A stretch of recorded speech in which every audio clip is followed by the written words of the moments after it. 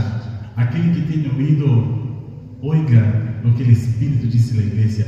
Y lo que usted necesita escuchar, yo estoy aquí, pastor y profeta Washington, para decir, lo que usted necesita escuchar es, cambia sus conductas, cambia su manera de ser, de hablar, de se portar, porque si las cosas andan mal por tu vida, es consecuencia de alguna mala conducta. No, profeta, yo me porto bien, no, solamente usted reconocer que se porta bien, ya quiere decir que se porta mal, porque la humildad se constrange con su propia humildad. Nosotros nunca somos, nunca podemos, nunca tenemos, porque la gloria es para Dios. Mientras más yo busco la presencia de Dios, más yo lo sé que pobre y miserable yo soy.